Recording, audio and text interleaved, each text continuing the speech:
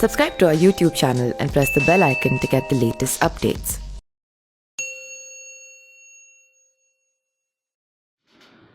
उत्तर प्रदेश में आगामी विधानसभा चुनाव से पहले सियासी चहलकदमी का दौर तेज हो रहा है।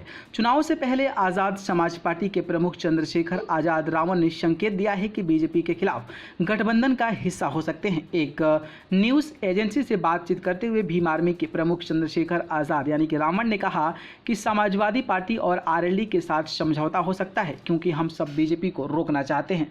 उन्होंने कहा कि हम राज्य के लोगों को अच्छी सरकार देना चाहते हैं। उत्तर प्रदेश में तानाशाही और निरंकुश सरकार को रोकने की ज़रूरत है। उन्होंने बताया कि हमारी सबसे बातचीत चल रही है, जैसी चीज़ें सामने आएगी हम इसकी जानकारी देंगे। रावण के अनुसार उत्तर प्रदेश में जंगल राज जैसा हालात है और सुरक्षा का माहौल है। प्रदेश में रोजगार नहीं है, पिछड़ों को हक को मारा जा रहा है। इसको रोकने के लिए एक बड़े संगठन की गठबंधन की तैयारी की जा रही है।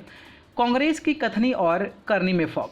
आज़ाद पार्टी के प्रमुख ने कांग्रेस के साथ गठबंधन की सभी संभावनाओं को खारिज करते हुए कहा कि कांग्रेस की कथनी और करनी में फर्क है। यदि यूपी में किसी दलित की हत्या होती तो कांग्रेस खुलकर बोलती है, लेकिन बाकी राज्यों में खास करके कांग्रेस शासित प्रदेशों के मामले पर कांग्रेस चुप्पी साध लेती है। उन्होंने कहा कि कांग्रेस की कथनी और करनी में फर्क है, इसलिए उनके साथ तो गठबंधन हो ही नहीं सकता।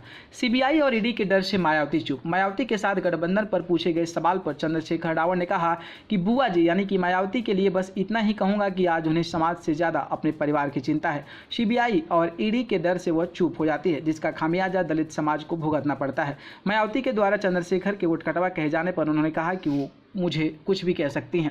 बीएसपी के साथ होने की सभी उम्मीद को दरकिनार करते हुए उन्होंने कहा कि बहुजन की लड़ाई एसी कमरों में बैठकर नहीं लड़ी जा सकती है। उन्होंने कहा कि सड़क पर आंदोलन करना पड़ता है, लेकिन मायावती सिर्फ ट्वीट करती हैं। वकल रावण मुझे उनसे ज़्यादा समाज की चिंता है। पश्चिम बंगाल चुनाव की मिसाल देते हुए भीम आर्मी ने कहा कि बंगाल की तरफ से उत्तर प्रदेश में भी जनता बीजेपी को उखाड़ कर फेंक देगी।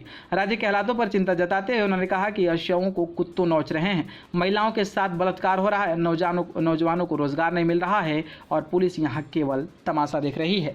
अब देखना दिलचस्प होगा कि जब 2022 की शुरुआत में उत्तर प्रदेश का विधानसभा चुनाव होता है तो चंद्रशेखर आज़ाद उर्फ रावण की जो पार्टी है वो किसके तरफ ऐलान करती है। सबकी नज़रें टिकी हुई है।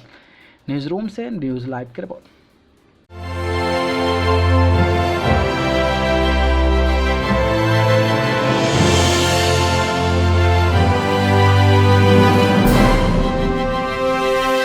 Subscribe to our YouTube channel and press the bell icon to get the latest updates.